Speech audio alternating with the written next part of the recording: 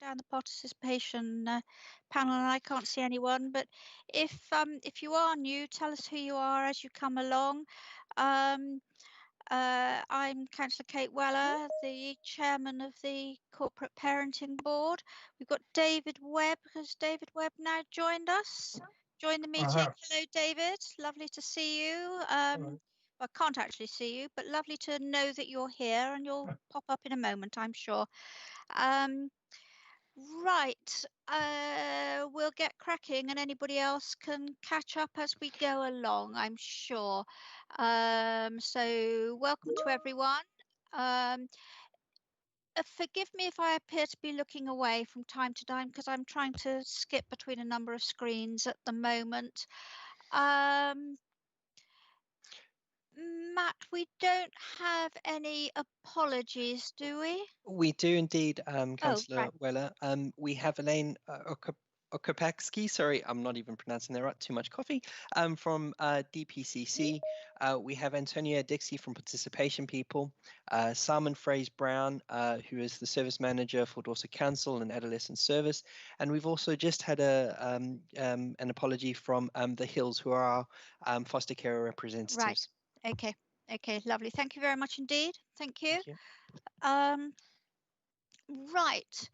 Have you all had an opportunity to read the minutes of the last meeting? Are you all happy with the minutes of the last meeting? Anybody need to add or change anything there? If you do, give me a shout. If I don't hear from anybody, I'm going to assume that's okay. And as and when possible, I will sign those, okay?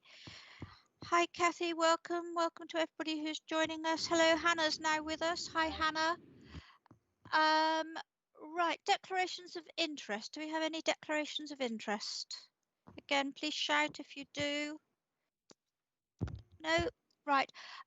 Because I can't see all of you, if you do want to speak, rather than try to raise your hand and risk that I won't see a raised hand, can you go into the chat bar and just write RTS, which means request to speak, and I will pick that up straight away and bring you in as soon as I can to ask a question or to speak. Okay. Right, moving swiftly on, public participation. Have we got any public participation, Matt? No. Thank you, Kate. Nope. Right. Thanks, Kate. Right, then we move on to item number 5 on our agenda, children in care at risk of offending and custody. And that's, is Teresa with us now? Councillor Weller, it's Sarah Jane. Teresa's not with us. Would you like me just to introduce David? Yes, I was going to say, if you would introduce that, then please, Sarah Jane, that would be terrific. Of course, thank you. And I'm thinking that David is with us.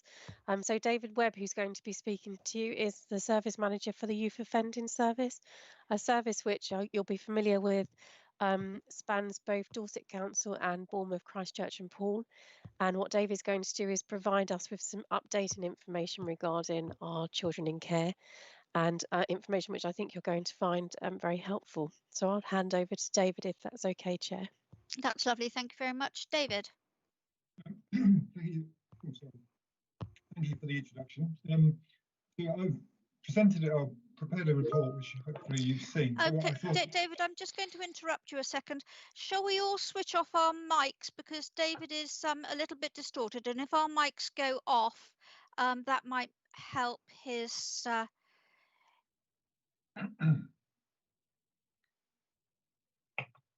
I did have a bit of toast in my throat. That might have explained the distortion. So I'll you're a little bit blurred anyway, but that should be fine.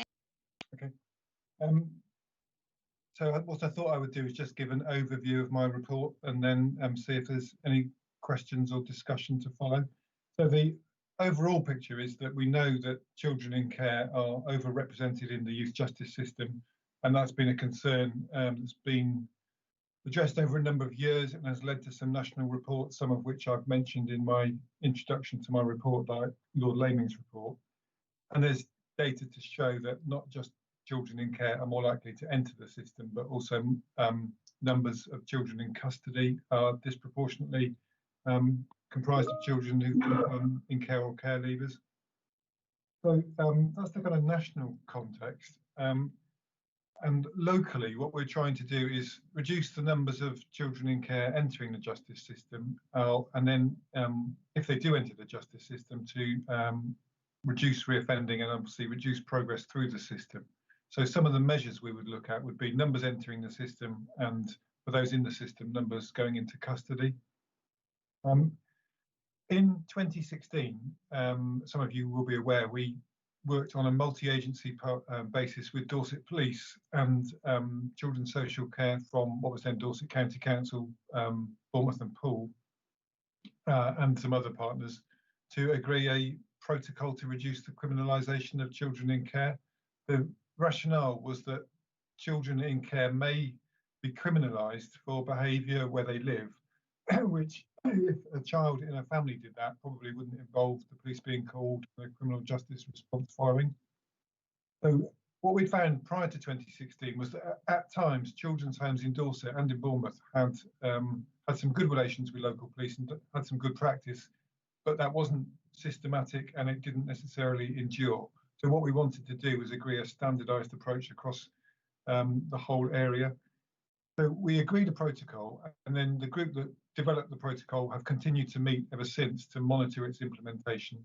In 2018, a national document was produced, which actually drew partly on our protocol, and I was part of the group that developed that. And the aim of it is that is to encourage children's homes and other residential settings for children in care not to call the police unless it's really necessary. So the process would be that they would only call the police if there's an immediate risk to someone's physical, or possibly significant risk to property. Otherwise, they're encouraged to try to deal with an incident themselves, or if they feel the police need to be called, to maybe delay the decision and review it, possibly with staff the next day who maybe weren't part of the actual incident. So we continue to monitor that, and the numbers of call-outs to children's homes dropped significantly after the protocol came in. I've included some tables in my report which do show the numbers going back up, but the reason for that is we're becoming aware of more properties where children in care reside, so we're adding more properties to our list. And the graphs that illustrate that are a bit busy and cluttered, but the second one, if you look carefully, does show that the increase in 2020 has been more in the BCP Council area than in Dorset. So in our group, every time we meet 3 times a year, and we look at all the instances where the police have been called to what might be considered offending behaviour in a child in care's place of residence, and we check whether the protocol was applied properly. And if we think that maybe a setting isn't familiar with the protocol or their practices are drifting away from it, there's a named police officer for each setting who will contact them to remind them of what's required. So we feel that we've got a fairly robust way of monitoring that. I've also included in my report, moving on from that, the numbers of entering the justice system. So our overall aim is to reduce all children entering the criminal justice system. And in paragraph 12.2 of my report, I've put a table in which shows the total numbers entering the justice system over a 3-year period from October 2017 to September 2020, broken down by each year. And of those, the numbers that were children in care. So you can see that in that first year, there were 6 children in care from Dorset who entered the justice system. And then the next 2 years, there were 3. The total number of children, not just children in care, but total numbers have dropped significantly. So it's good that the numbers of children in care have dropped as well. Obviously, when you're dealing with numbers as low as kind of 6 or 3, then in terms of percentages, it only takes 1 or 2, a change of 1 or 2 in the numbers to make quite a big impact on the percent. But I'm reassured by that, that downward trend. I've also talked a bit about offending and reoffending. So I've included some information in 13.1 in my report about what we call children in care receiving what we call substantive outcomes. So effectively what that means is a youth caution, a youth conditional caution, or some kind of court order. And again, you'll see that numbers have dropped, especially in the year to September 2020. So that's encouraging as well. And again, that's part of a trend that we've seen a lower number across the board, not just children in care, but it's good that it includes children in care. One of the concerns nationally has been that numbers entering the justice system and numbers in custody have dropped, but they haven't dropped as fast amongst children in care and amongst some other disadvantaged groups. So it's good to see that coming down, but we need to keep an eye on it.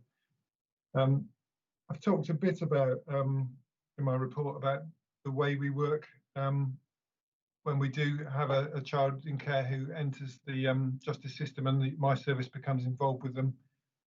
A couple of things we've added in the last couple of years are speech and language therapists. So we would undertake a speech and language assessment of those children and share it with other professionals. So that would be the social worker, obviously, but also care setting as well, to help them understand how best to communicate with the child. And we are also now trained in trauma-informed practice. And as we know, children in care may well have experienced traumatic events earlier in their life, which might have still have an impact on how they behave and present in their teenage years. So understanding that helps us give a better response to the child.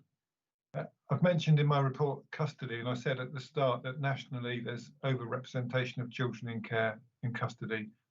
I'm pleased to say that we haven't had any Dorset children in care remanded or sentenced to custody in the last 2 years, in fact, a bit more than that. So that's reassuring. I think that's the summary of my report, and perhaps I should stop there and see if there's any questions.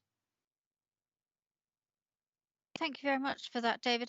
Right, that was very interesting. Some interesting figures there. Can I open that up? Does anybody have anything they would like to bring up? Richard Biggs. Yes, thank you. That's a really interesting report. I just wonder, when we had our own children's homes, sometimes there was an issue with the unions, and their view was somewhat different with the aim of, you know, how a family would react. You know, it was a health and safety issue. Someone was feeling threatened and assault, so the default would be to call the police, and that sometimes was against the sort of manager's advice. Obviously, with our shift to the Harbour project, etc., and possibly other units in Dorset, are we engaging, or are you engaging with the unions? Because it's probably more likely that our staff are going to be more perhaps unionised. Not saying there's anything wrong with that whatsoever. Just, you know, have you had discussions?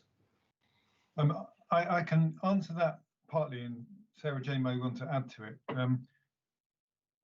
You're right, because that is a really important part of it, and we try to work in a way that is victim-led, generally in our response to offending. So the message we would be trying to give to staff is that we are not downplaying the importance and the significance of them experiencing harm in their workplace. That's a really serious thing. What we're saying is that there are ways of dealing with it and consequences that can be applied that don't need to go through the criminal justice system. And we would certainly try and promote restorative justice. That is underpinning the protocol. It's perhaps something that we could make more of.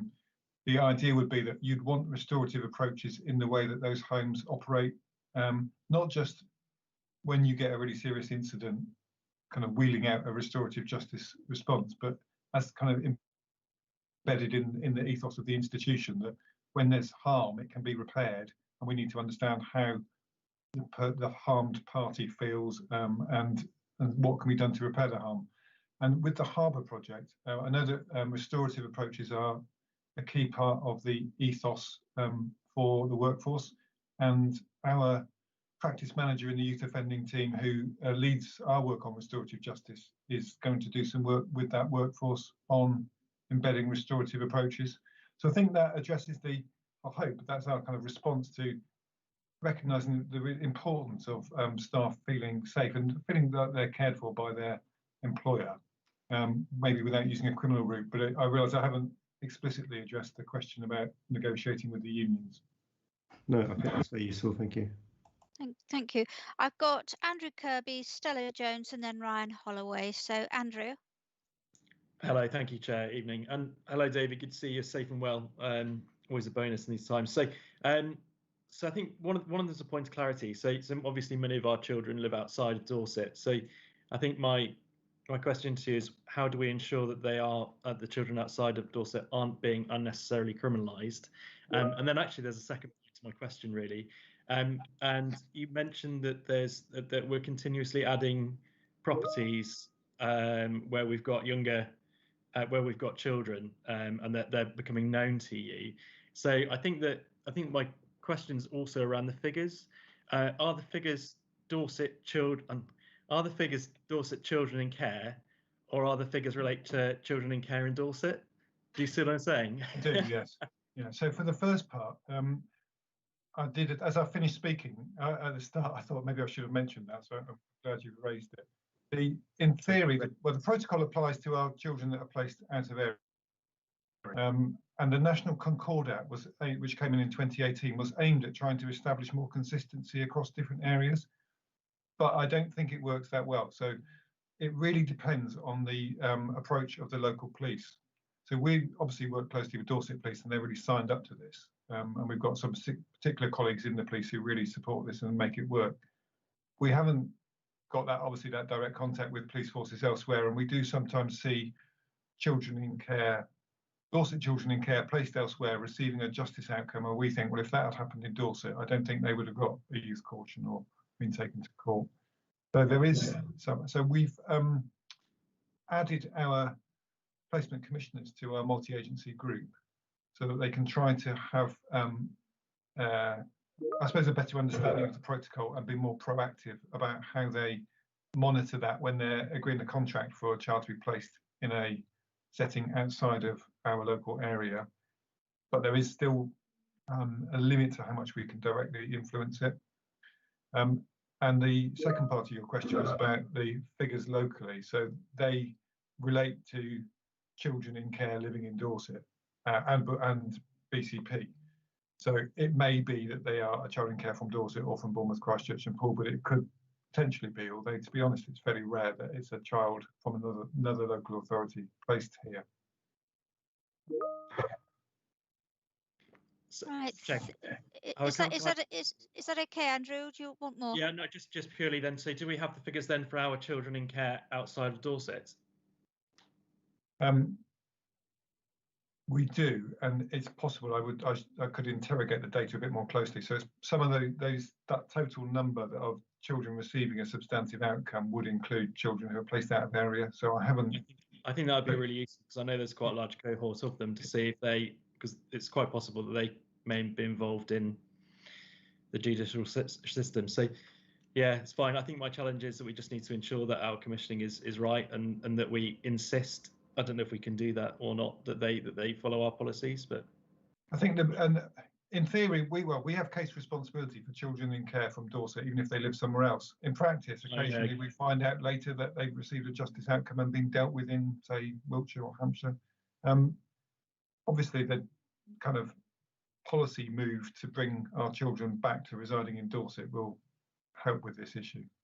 Yeah, it will. I think my one steer, sorry, Chair, is that if we could just somehow get some clarity and bring it together, so there's that consistency, and we know which child is whom, and that if they're in Dorset, then they should be treated in the same guise. All right.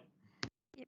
I see exactly what you're saying, Andrew, and I think that it would be useful to drill down a little bit more on those numbers so that we know. But obviously, this drive to have our children all in Dorset will ultimately deal with that, won't it? In the meantime, the information, if the information is available and we've got it, it will be useful for us to know. Stella.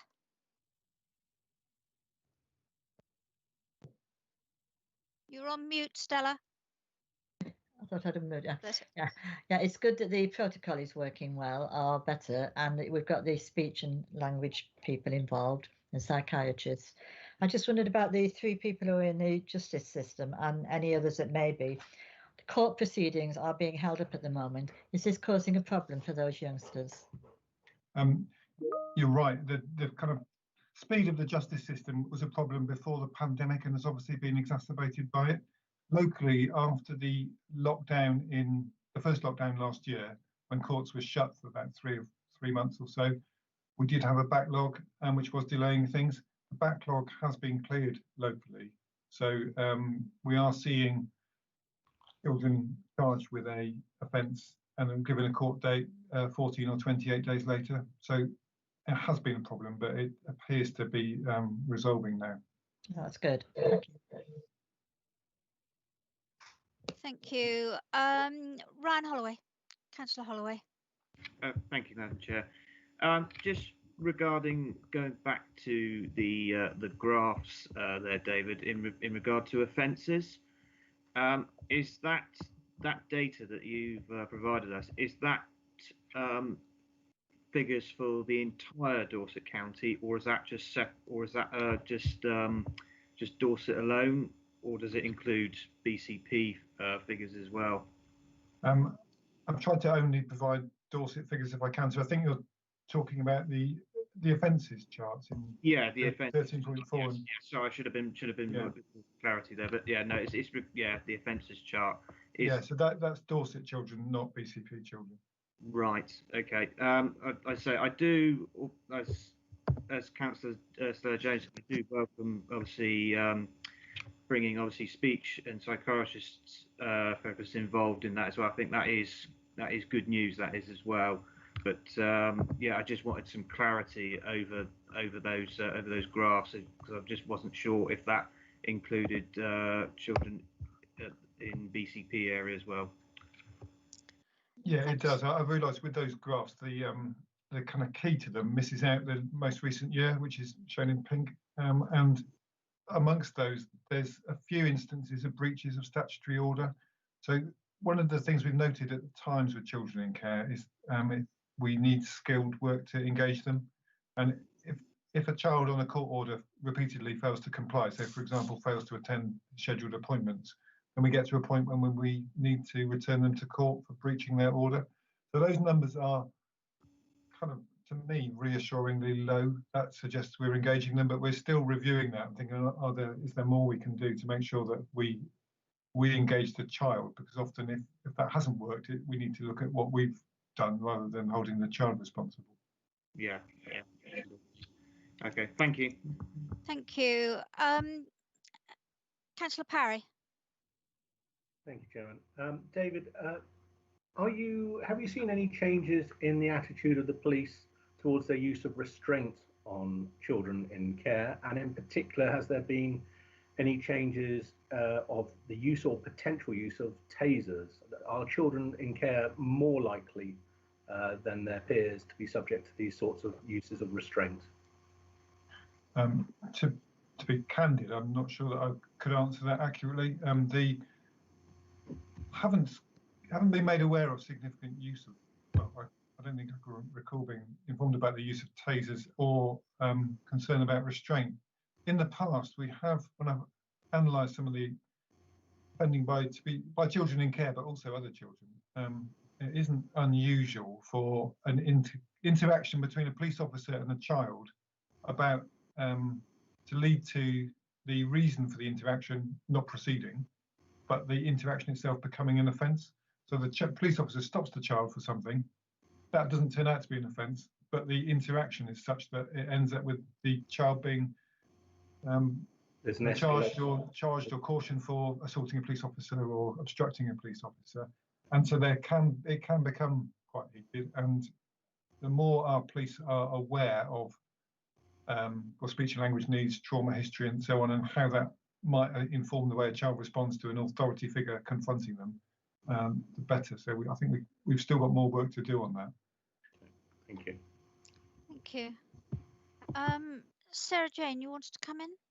Chair, thank you. And just really to offer some supporting information really to that David's provided. So it might be a bit out of order, but of sequence in the way that you've asked the questions, but just to be able to offer reassurance around the harbour and staff going into the harbour, but also our staff in general, our workforce across children's services and our foster carers. We are really committed to training our staff in a restorative approach, strengths-based practice, relationship-based practice, and being an ex-residential worker myself, I know what it's like to work in a children's home, to work with young people when things maybe are challenging for them, and how their behaviours are coming across in that space. And actually, it's what we as workers bring to them, and the way that we respond also helps us to be able to help them work forward.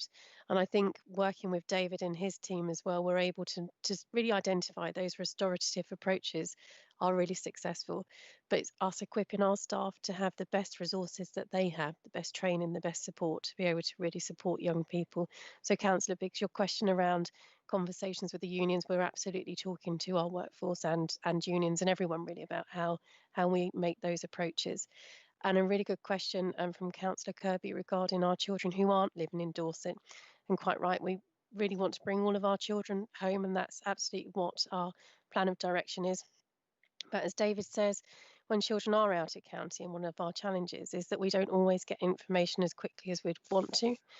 We've identified that between ourselves and David's service, and trying to work together to make sure we've got those links into the authorities where our children are, to make sure that they get the same support as they would if they were in Dorset. And I think it's great, David, that you can add some more information into your report about children who are out of county. So just wanted to be able to offer some further clarification, really.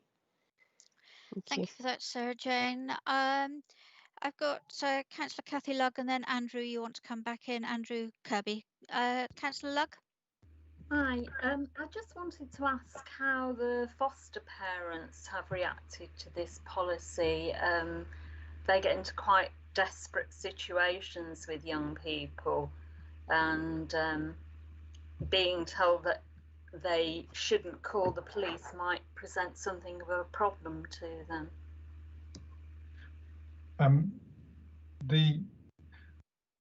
We need to be clear about how we communicate the policy, and we probably need to keep doing that. So it's not saying don't call the police. We definitely think there are situations where the police do need to be called, and as I said, especially if that's immediate sort of risk of harm to someone sort of physically, or significant risk to property. So there are times when the police should be called.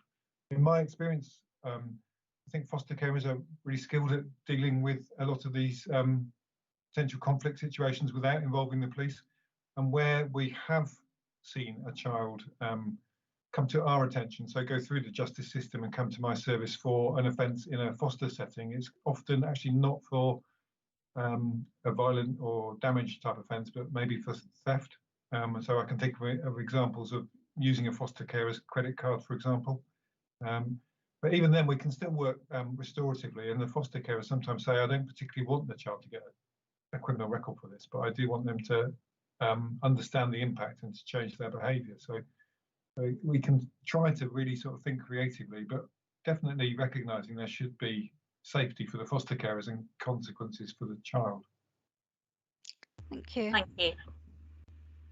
Andrew Kirby. Hi, David. Sorry, I should have started earlier by saying it's a really lovely paper. But I'm going to, and actually on that, guys, can I bring you to 15.2? Just looking at the addition of speech and language therapists. I think that's brilliant. I was just wondering if you could expand on that.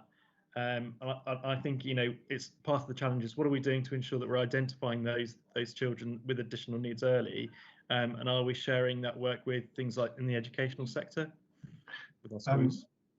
I welcome the opportunity to expand on that. It's so we used some money from NHS England. I made a successful bid for funding for this so they joined our service. We've got a 1.4, so a full-timer and someone who works 2 days a week in March 2018. So we're coming up to 3 years, and it's been quite transformative for our practice. So just within our service to start with, we would have said that we were good at engaging with young people that maybe other services struggled to, and there was evidence for us to think that.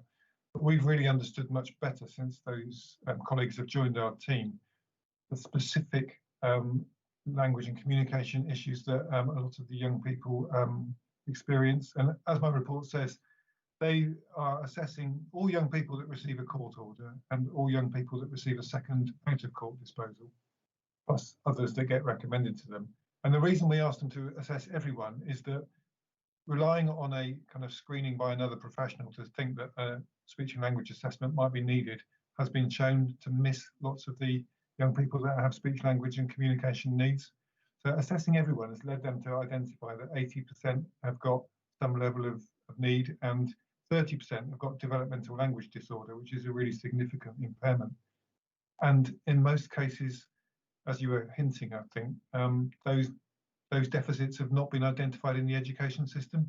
So we find, and I was talking with our speech and language therapist this morning, and they were, one was saying to me, she's had several parents say to her that they're frustrated that their child had to come to the Youth Justice Service to get these needs identified. Pleased that they have been identified, and we can really help the parents and family members as well as other professionals and the child in kind of responding to those needs. But obviously an earlier identification would be better and may well mean they don't end up in the justice system. And I guess there's also similar kind of potential correlation with children going into the care system. So I know that the Harbour project is actively trying to add speech and language therapists into the workforce there, and to mirror what has been done in North Yorkshire, and that will be invaluable. We had a conversation at our YOS management board earlier in the week about it would be desirable, but obviously needs work to make it achievable, for us to include speech and language assessment as one of the stages when a child is facing an exclusion. So early, if things are starting to go wrong in school and maybe looking at fixed term exclusion, we would be looking for, yeah, I would say that speech and language assessment should be part of the response. And again, I would say it shouldn't rely on a professional who's not a speech and language therapist making a decision about whether that assessment is needed, because the evidence is that they don't spot them all. And in fact, our speech and language therapists say they don't always spot it. And they were saying today that girls can be particularly apparently verbally capable, and they've just completed an assessment on one girl who's been repeatedly arrested and had quite a troubled history, and she's fed up with people telling her that she's bright because she doesn't feel bright. And in fact, the language assessment showed that she's got really significant deficits, which wouldn't be apparent based on she is apparently quite fluent and articulate. So I probably could do with a bit of speech and language help to be more succinct myself, but so that's quite a long answer. But that's really useful. And Chair, if I could just have a mini comeback. Yes. So we assess all children that come into care, don't we? So they have a health assessment. That's correct. Is it worth, say, for instance, putting in like a speech and language assessment? That would be my view. Any child that comes into care, so we can identify them early. No, that's what I would do. But thank you, and thank you, David. I'd support that, but in building it into our service in the Youth Justice Service, I came across a few kind of issues. Obviously, it was a new world to me. One was obviously the resourcing and funding issue is significant, and that would be a barrier. Also, quite a lot of speech and language therapists are used to working with younger children, and finding speech and language therapists that were really confident and skilled at working with adolescents was a bit harder. We got some really good ones, and they're definitely out there, but I mean, that service has often been aimed actually often at preschool or primary school age children. So it's a developing area of work, I think. I think that's something that I've just scribbled down, David and Andrew here, that it's something that we need to pick up very much sooner and start addressing sooner, because otherwise the communication problems compound themselves over time, don't they? Louise Smith, you wanted to speak? Thank you, Chair. And it was just to add to both David and Councillor Kirby's comments there, and from the health team, the nursing team, they've had extra training sessions with the speech and language therapy team. And they have more knowledge now about the DLD, developmental language disorder, and are now making more referrals into the speech and language therapy team, which is a really good step forward. But we need to look earlier than that, before they're coming into care. Excellent, thank you. CJ, you wanted to add something? Yeah, I was just wondering, like, does the police always get involved when a school's wanting to expel a child in care? Because I was wondering, a bit confused, like why you said you were involved in that sort of. Yeah, sorry if I wasn't clear. What the police don't always get involved at that stage, but what I meant was that often the children that end up in trouble and having contact with the police and then coming to my service earlier in their life have been excluded from school. So some of the problems that have been shown at school can then lead to getting into trouble, breaking the law elsewhere. So what I'm thinking is that if we could deal with some of those problems earlier, ideally stop them being excluded from school, that would obviously be better for the child and would reduce the chances of them getting into trouble with the police. Thanks. Does that answer your question, CJ? Yep. Yeah, it does. Thank you. Lovely. Thank you. Right. Does anybody else have anything for David? I don't have anything in my chat bar. So unless there are any other burning issues, we'll move on to the next item on the agenda, which is item 6, emotional health, well-being in schools, and a briefing. And this is Miriam, isn't it? Matt, did you want to come in first and then Miriam? Thank you, Councillor Weller. I believe Mark Blackman was going to introduce this topic. Right. Okay, Mark. Thank you. Thank you, Councillor Weller. Just really to highlight, as David's actually just referenced, the genuine importance of addressing some of those issues of emotional health and well-being that our children in care have through their life experience. And Miriam in a moment is just going to, if you like, highlight the salient points for us around the work that we've been doing, both with the support of our Department for Education colleagues who've been funding the Health and Wellbeing in Schools project, but also that wider work that we're doing for our children who are the corporate parents, because what we want to be able to do is to evidence that we are moving our work forward in order to support them better. So Miriam has a very detailed report. It talks about the application of our strength and difficulties questionnaire work and digs into some of the detail around that. So obviously quite a lot to delve into. But if I come to Miriam for that sort of introduction and then invite questions from councillors. Thank you very much. Miriam. Good evening, everybody, and good evening, Councillor Weller.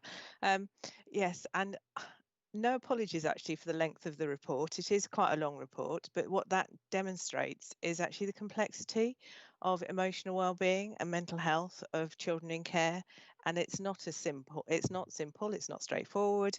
And there are lots of different sort of facets to it, which is what I've tried to capture. And I would say that actually I could have written a lot more and I've tried to summarize the key aspects of where we are at the moment and what our sort of key focus is as a local authority and how we're trying to improve the mental health and well-being. And it really is about well-being. If we think about well-being, that's where we need to start.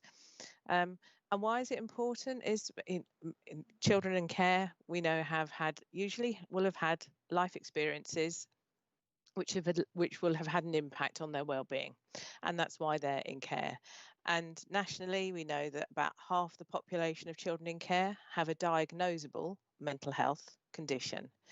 And that means that there'll be others that don't have a diagnosable mental health condition. That you have to have demonstrate that it's pervasive in your life and it's at a certain level and has persisted for a long time for it to be a diagnosable level. And also 2/3 of the population of children in care have an education, health and care plan.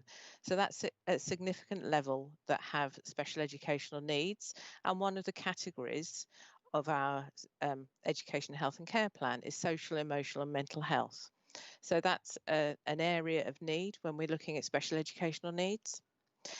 I was asked to sort of lead on some of this work and from September, and what it led me to do is to try and start to think about bringing together to really focus, and what I really think is fantastic that Dorset have done, is to say that emotional well-being of children in care is something to be identified as a separate strand of work alongside all other aspects of children in care. But when we're looking at well-being, it's really important that we look at it as a separate strand, because that has such a significant impact. And as David was rightly saying, it has a really significant impact on children, and it could lead to all sorts of poorer outcomes if we don't get it right at the start.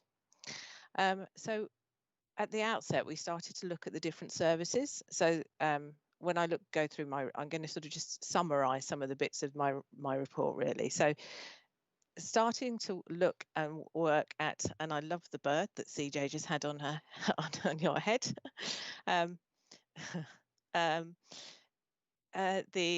So when we start to look at the range of services that we have working around together, so we have a children in care CAMS team who have equivalent to a full-time equivalent clinical psychologists that work into the fostering. They support the fostering team and the adoption team. And their service is very much what they would call a consultation service. So their work is to support the adults in the system, particularly the foster carers and particularly the adoptive parents, to understand the nature of the child that they have in their care. And that sits within CAMS, but they work into us. The referrals are from our fostering team. And then we also have our CAMS social workers that also sit in our CAMS teams, and their caseload is managed through our CAMS services. So all the children that they work with are children who are in care. They have to be in care before they will become involved, and they do direct work, and their work is very much about supporting the young person at a level where they need quite a higher level of intervention. And then we start to think about the other sorts of areas of the services that are involved in working around emotional wellbeing. And we have a clinical psychologist who we seconded into our Dorset Council, and was seconded when we had a 0 to 12 team. So her work was very much directed from the 0 to 12 permanence team, and was about working with both at a consultation level and at a direct level with children, to inform care planning, to help understand what that child needed in terms of their care planning, and to make recommendations, and also to support us in looking at what therapeutic approaches were the most effective therapeutic approaches for children in care. And then when we start to look at the other workforce, we also have our educational psychology team, and all educational psychologists would work with children in care if they are a child in that school.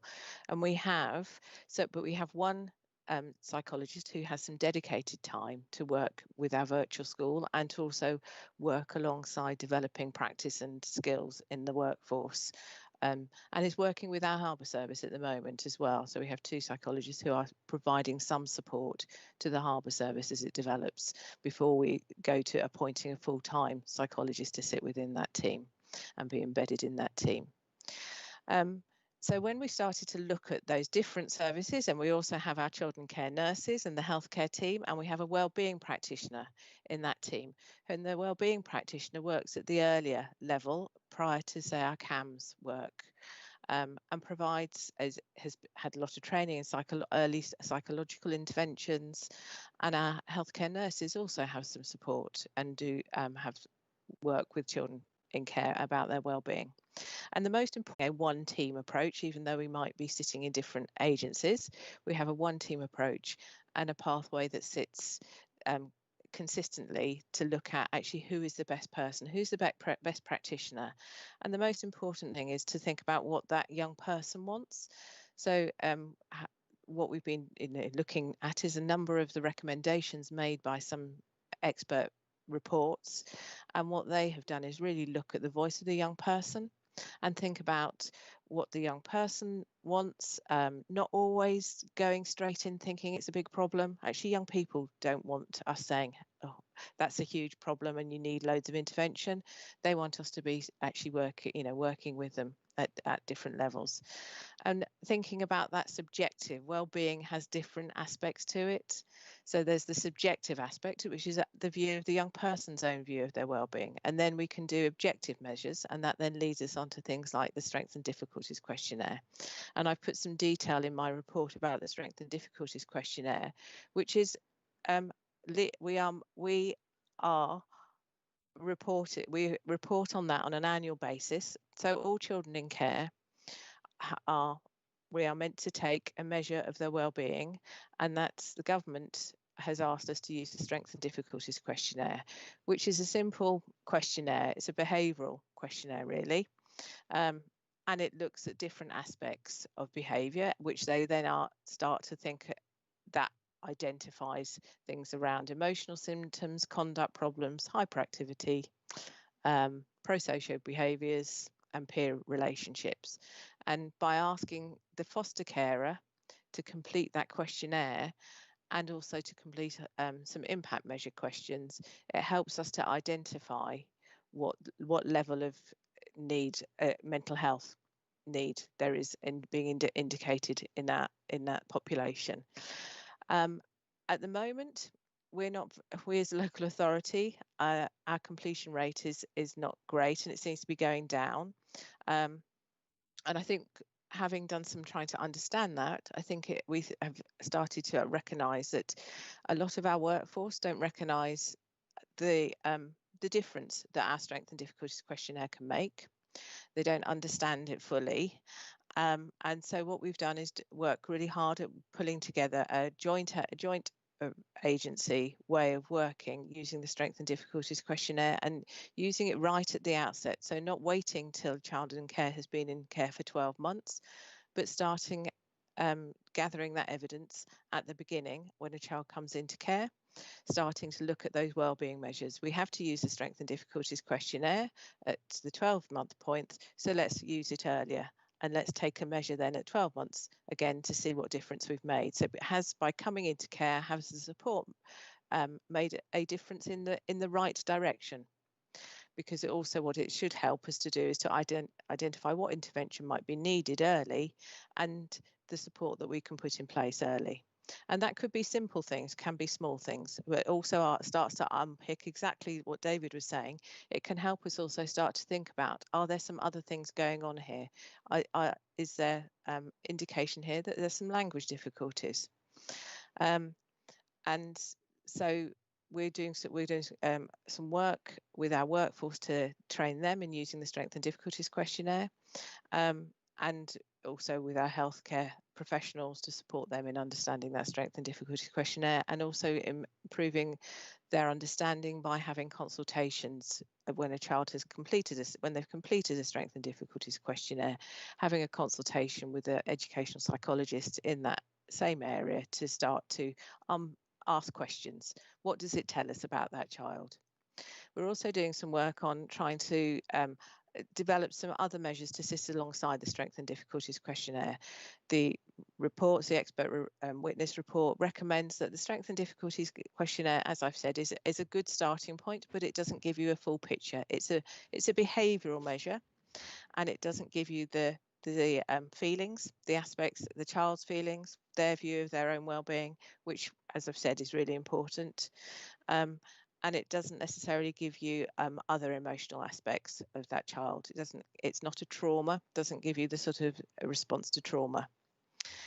The other aspect of the report starts to look at education as well, and what we're doing in terms of education. And David alluded to that, and so did Mark, in terms of actually the need to work with our schools to identify children's needs earlier. And if we can do it with our children in care and get it right with them, we will be doing it for lots of children.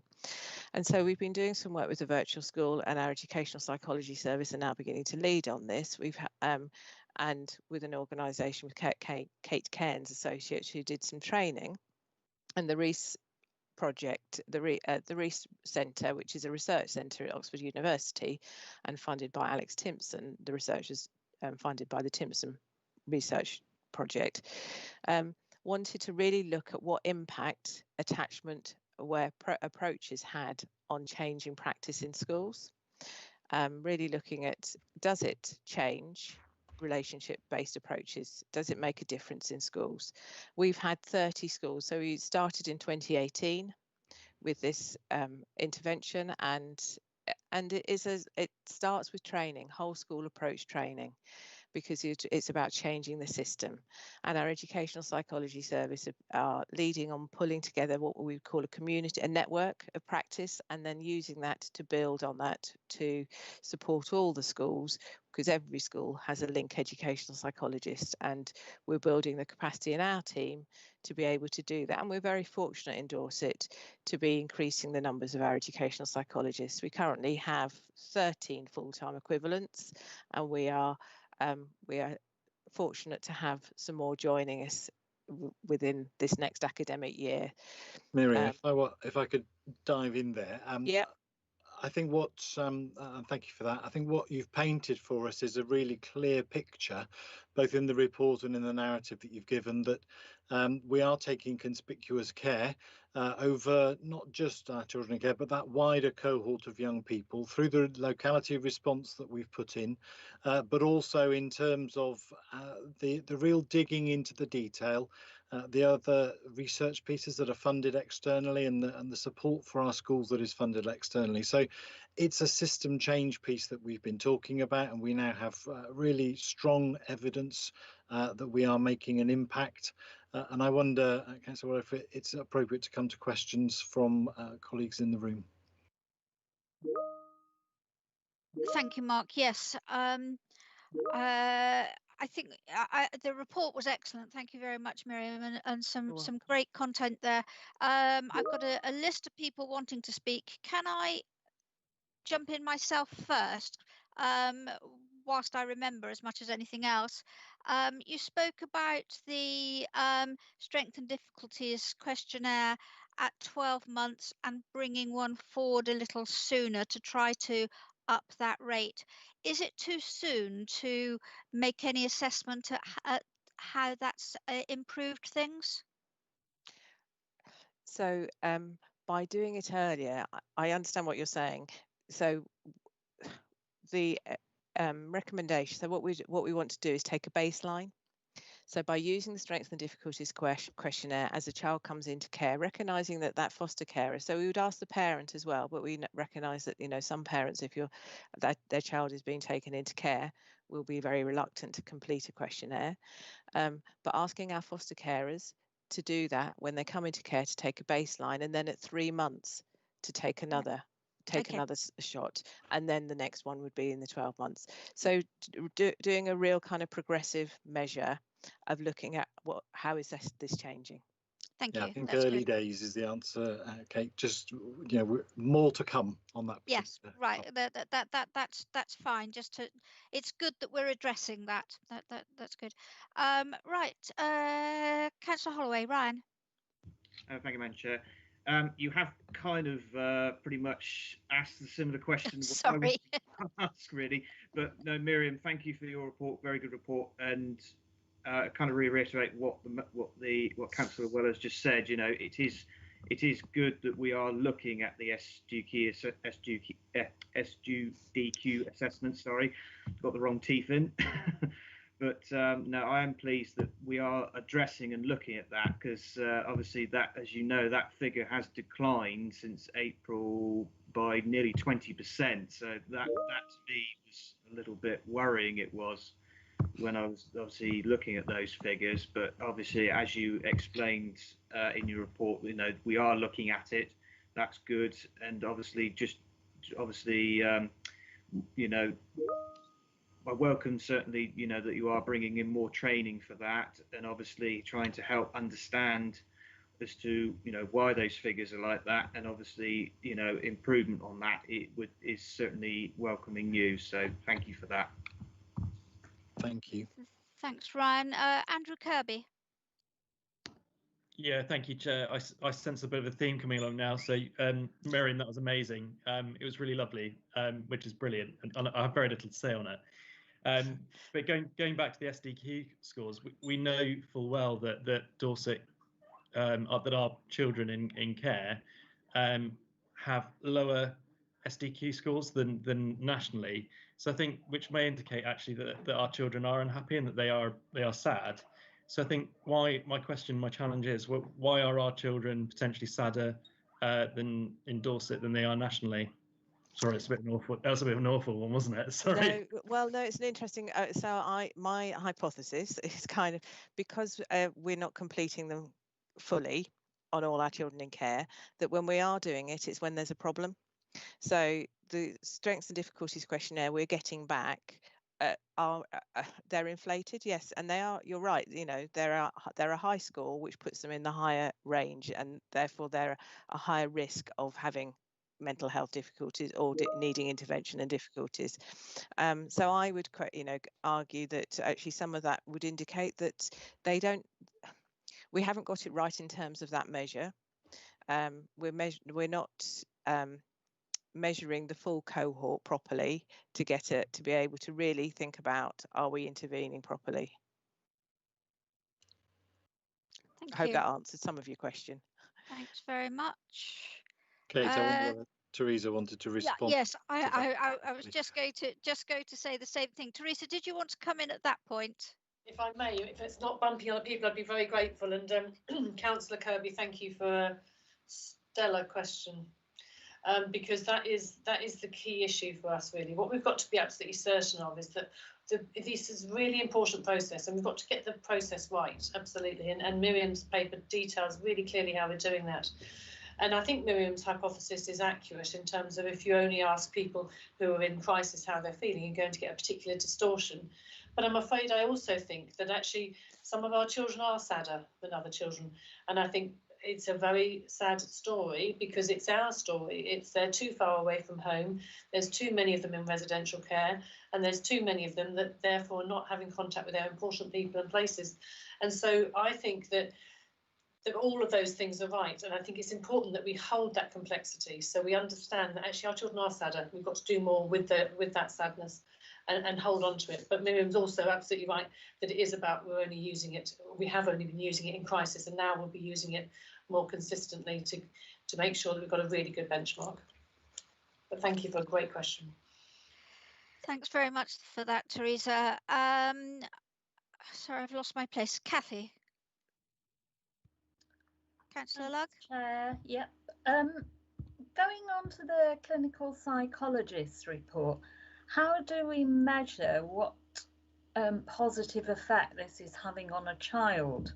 Because if I read that report, the satisfaction ratio is more from the social workers, not the foster carers, and we've only had a response from one child. I would like some sort of more accurate information about how it's actually making a difference to our children. Yeah, and that's a very good question, Councillor Lugg, very good question. That's some work that we are doing with our clinical psychologists, and it's a challenge. It's that we've been asking that question of them since we've started working more closely around, because and I think one of the and I'm sure Louise might well agree here, is that NHS England tend to ask for numbers. So they want to know numbers of children seen, waiting times, and that's what they report on, and that's what they're used to reporting on. So what we are doing is working with them on looking at goal-based outcomes, and saying even if you do a one-off consultation, you can measure whether if you ask a question at the start of what do you want to achieve by this conversation, by this consultation, what will be different as a result of you talking to me now? And at the end of that consultation, then asking, has it improved? Have you got what you needed? Where are you now? So we're going to start to introduce that. It's work in progress. And also do that work with our young people. Do the same thing with the young, you can do it with the young people too. So if you're doing direct work with young people, you should be asking them that same question. And asking them, has it made a difference? And as you rightly say, consultation. So the consultation work that our clinical psychologists do with foster carers that is a question that we've asking our fostering team is, how do you know that the work that our clinical psychologists are doing are making a difference to the child? They're making a difference, and the reports are really clear that actually our foster carers, we need to support them. We need to support their mental health as well, and make sure that they are supported, and we're containing that. But we also need to make sure the work we're doing is having an impact on that child. Thank you. Thanks very much, Miriam. Thanks, Kathy. I've got Anne, and then Richard, and then Stella. Teresa, if she wants to come back. We're now just a minute outside our schedule, so if we can try to catch up a little bit, that would be great. But please do ask the questions that you need answers for. Anne. Hi Miriam, it's great to hear about all the early intervention work and everything. I'd just like to, I don't hear a lot about the other end of the scale, the care leavers. It's too late for them. They're not going to benefit from that early intervention work. What work is going on? Are they getting the short end of the straw? Because they have just as many mental health problems and issues as the younger children, I feel. Yeah, that's a good question, and so we focus on what we need to do first. But care leavers are certainly part of the work, and the healthcare team, the nurses are working with the healthcare. They're now commissioned to work with our care leavers as well as children in care, so that's a good starting point. Our service, like the educational psychology service, would work up to 25. So we would work with all that with that age group, and we're working very much with Simon Frose-Brown around the care about how we can identify services to support care leavers, making sure we get it right for you as young people. You know, making sure that we're not assuming that we know what's right for you, because at that age you know what is going to work. Okay, thank you. Thank you. Does that help, Anne? Yes, yeah. I just wanted to give the voice for that end of the scale as well. We haven't forgotten them. Absolutely. Thank you very much for that. Thank you. Councillor Biggs, Richard.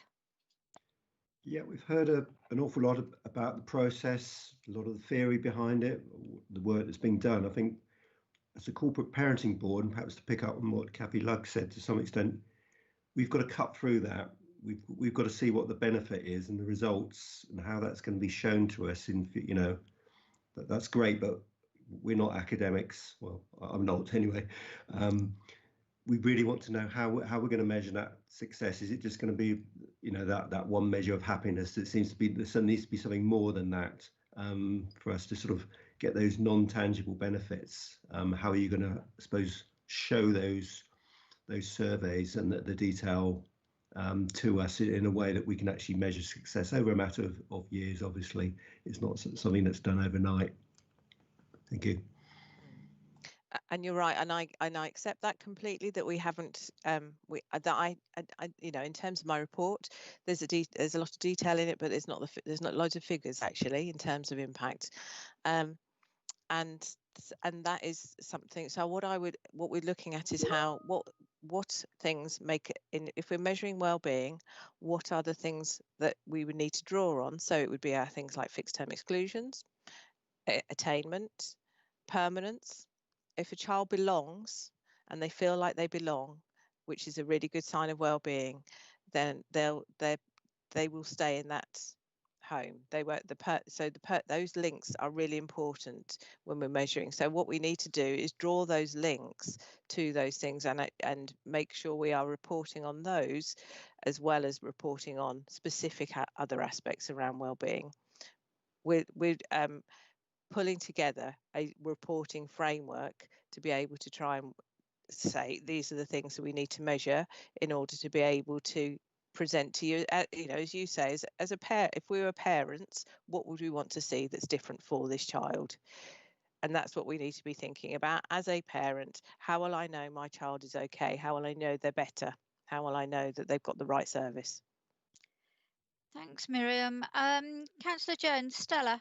Yeah, going back to the SDQ, If we're not actually using them very often, and when we use them, we're not using them to plan for each child, hopefully that's going to change. I'm very concerned. Where do we get the real voice of the child when they're making up the plans? In your report somewhere else, it says that 50% of children in care don't even know why they're in care nationally. Now, this is a worry, because if they don't know how they're in care, why they're in care, how are we going to solve their psychological problems, maybe? Is this the same in Dorset, that there are children who do not know why they're in care? And in that case, how do we help them to make their plans? I think I hand some of that over back to Matt, because I know Matt is doing some work about, so life story work is really important, and we really recognise that is really important. And sense of agency is one of the biggest things. Having a sense of agency over your life is really critical for young people. And you're right. So life story work is critical. Life story work doesn't have to be, that has to be done by the person who's got the best relationship, and we need to be identifying who that is. And I've worked actually in the past with a teaching assistant or a pastoral worker who's been doing that life story work, being with that young person, because they're the best person to do it. They've got that relationship, and the significant difference that makes it's huge.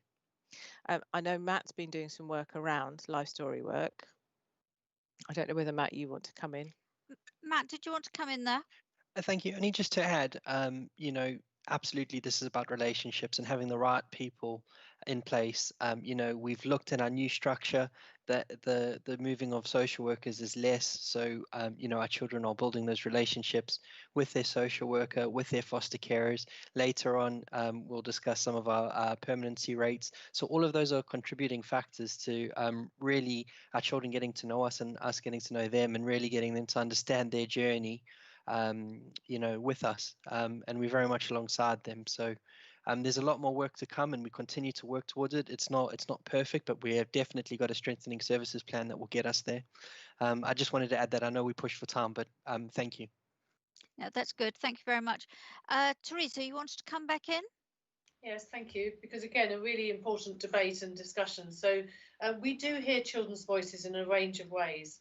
The issue with the SDQ, and you're right, Richard, it's not only an intellectual tool. It does give us a kind of an ability to compare like with like, both in terms of our own children and in terms of the country, because it asks those very set questions, which is really important, and it's crucial that we do that work.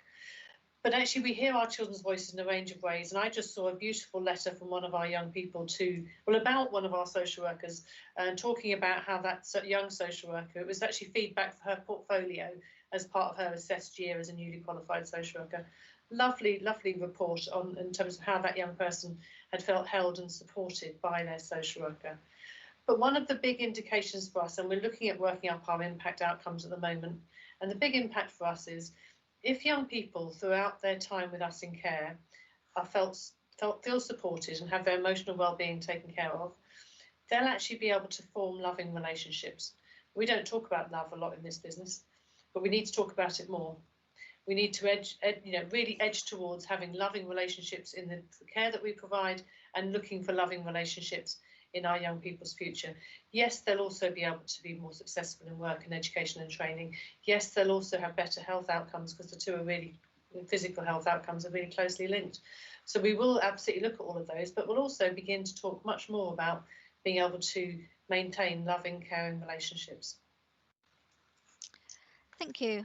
Thank you. So, that was terrific, Miriam. Thank you very much indeed. I'm sorry that it seemed to be a bit rushed at the end there, but it was important that we did fulfil that. Mark, did you want to come back at all? Are you happy at the moment? No, very content, thank you. Lovely. Oh, what that's even better. Wonderful. Thank you. Right.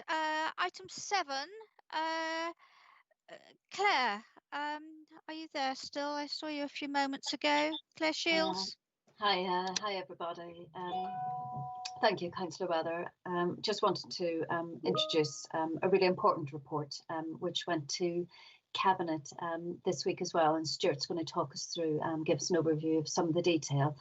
Really important links to all of the conversations we were having this evening about keeping our children close and keeping them at where we can in Dorset, so that we can provide all the services and the support that we want to be in the right places for us. So Stuart, I will hand over, is our head of commissioning, and Stuart's going to talk through the placement sufficiency strategy. Lovely, thank you, Claire. Okay, thank you, colleagues and councillors. You'll remember that we brought last year an outlined sort of sufficiency approach to you, just talking about the sort of things that we thought needed to be in a sufficiency strategy. And the feedback that we got from you was positive, but you were wanting to see more in the way of targets, more firm plans. So we took that on board. And so what we really wanted to do was to start to say, where do we want to be? Where do we want to be numbers wise, budget wise, and build out the plan from there. So if you look right at the start of the report, we just took two fairly basic measures. Are we taking children into care at the same rate as our statistical neighbours? So can we stop being an outlier and start being an authority where the number of children coming into care is more reflective of our demography? And then the second really important thing was to bring the number of children, or the percentage of children in care who are placed outside of our local authority borders, more into line with our statistical neighbours. So at the moment we send something like 40% of our children outside of the Dorset area, and you know, that's much worse for young people who need residential care, because we've got so little in Dorset. It's virtually a guaranteed trip out of Dorset if you need that particular service. So we looked at what those figures would be like and looked at how long it would take to get there. So we think that it will take time to get our number of children in care in total down to an optimum level. We've got a lot of children in the care system who've been there for a long time. They're settled, they're in permanence. They're not going to go anywhere else quickly, but we are developing services which will ensure that we can support more families to look after their children, either with birth families or with extended families. So we're putting into place the preventive services. So we think our overall number of children in care will reduce over the next few years by about 30 per year.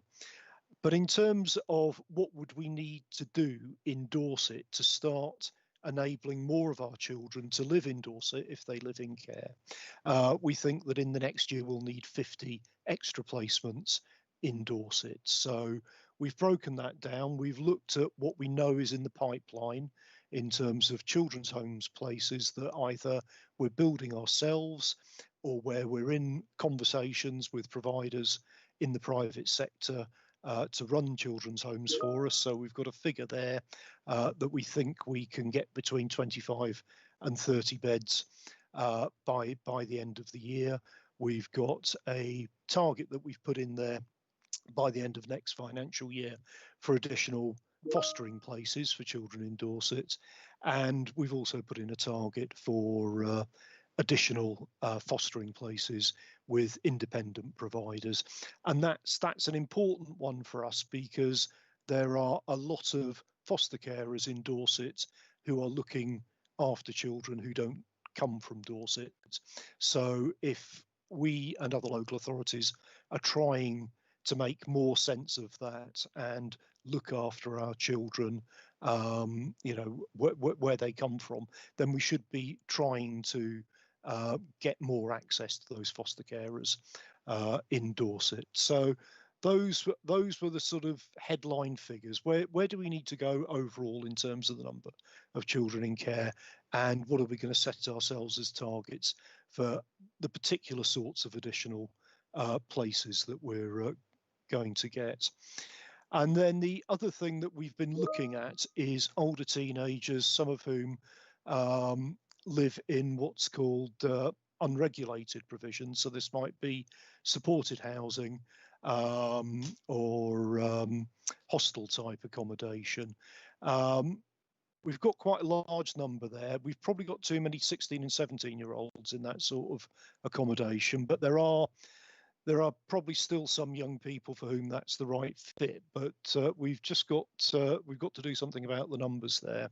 It's also an issue which has caught the attention of government, and they've looked at how that whole area of provision can be regulated better.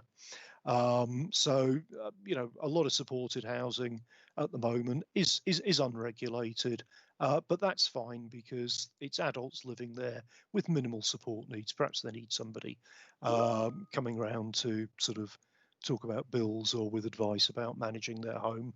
But for our young people particularly, they've got more in terms of trauma, in terms of you know, their personal needs, perhaps more crisis still happening in their lives. So they need higher levels of support. So the consultation is finished now, but what the government proposed was a scheme of regulation for supported housing for 16 and 17-year-olds and other vulnerable young people. So the components of that regulation would be that all of those people who are providing that sort of accommodation would have to have a statement of purpose. They'd have to meet certain standards in the nature of the accommodation, you know, the physical, the physical makeup of the accommodation. They would need to have good standards in terms of who they recruited to provide support and safeguard, and they would need to ensure that they were able to deliver a proper support offer to those young people. So we think that that's likely to be enacted. We don't get the sense that the regulation will go further initially, but I think there's a general consensus that some form of stronger regulation is needed. So we'll be going out to tender for that accommodation again. There's an existing contract which comes to an end this year, and that historically was managed by adult services. And we've had the conversation with colleagues in adult services and said that actually young people's housing needs to be led by children's services. And we've also got some of our own framework arrangements for supported housing as well, which we set up to make good the shortfall in what was commissioned overall. So we'll be putting those two pots together and looking to get a refresh of supported accommodation. So we want providers who wish to continue to look after younger teenagers and more vulnerable teenagers. We want those people to be signing up to the regulatory framework, and they need to say that they're prepared to do that. Some of those providers will actually go the whole hog, I think, and probably just decide to register their provision as a children's home. And I think others will say, well, actually, you know, we're a housing association. We've got a lot of general needs stock. Some of that's occupied by young people. We've got a floating support scheme. That's where we want to be in the business. We don't want to be running high support type accommodation. So that's that element there. Going further down the report, and I won't stay too long on this now. We've just detailed some of the very specific developments that we've got, and we can take questions on those. But obviously the big one is the harbour project, which is a big capital project, but also a really important change in approach in how we work with young people, and particularly how we work with young people either on the edge of care or young people who are experiencing disruption in their care experience. So that's a whole approach about working alongside young people, working alongside families, putting in flexible support, and really being focused on either keeping children at home or being able to support them in foster parent placements, and really using residential care as an intervention, never as a long-term home. So the new children's home that we're building in Dorchester Road will probably be for medium-term stays, but 45 Dorchester Road, the idea will be that if you need to go in there, you won't go in there very long, because as soon as you land, we're planning either how you can go back to your family or how we can start to introduce you to some foster carers. So it's a really exciting project and a really strong evidence base. That's the other thing. We're building on good practice and a proven methodology that other authorities have used very successfully. We're also going to develop some other DC properties and convert those into children's homes. So that will be good as well. So we'll start to inhabit the area in Weymouth, and we'll start to be able to offer young people services and homes near to where they live. We've got some work to do around our fostering service in terms of modernising that and increasing the number of Dorset Council foster carers that we have available for children in Dorset. And we've also got some work that we're doing, as I mentioned earlier, with the private residential sector to see if we can attract more of those to deliver children's homes accommodation in Dorset. So I'll stop there and we'll take any questions that you've got.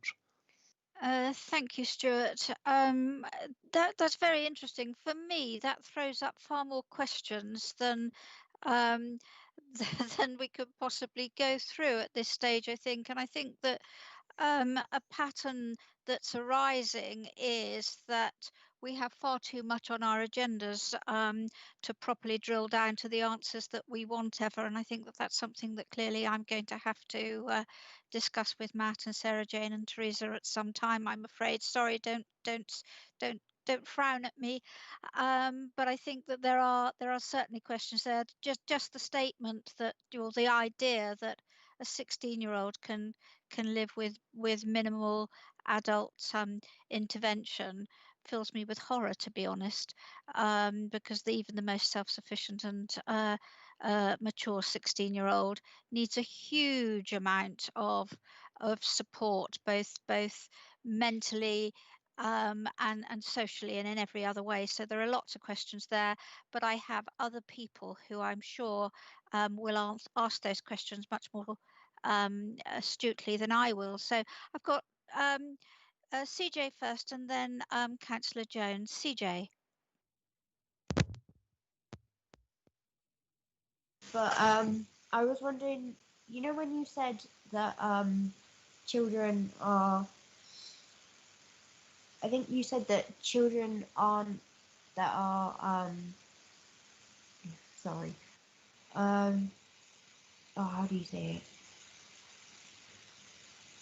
Like children that aren't like stereotypically English or, you know, of different religion, not religion, like aren't from England with other, with like foster parents down here. I was wondering, do you mean as in they are obviously from a different, country, or also out of their county? So, we have children that are ours, but they're out of county. So I was wondering if you meant they're with a different county and they're with us.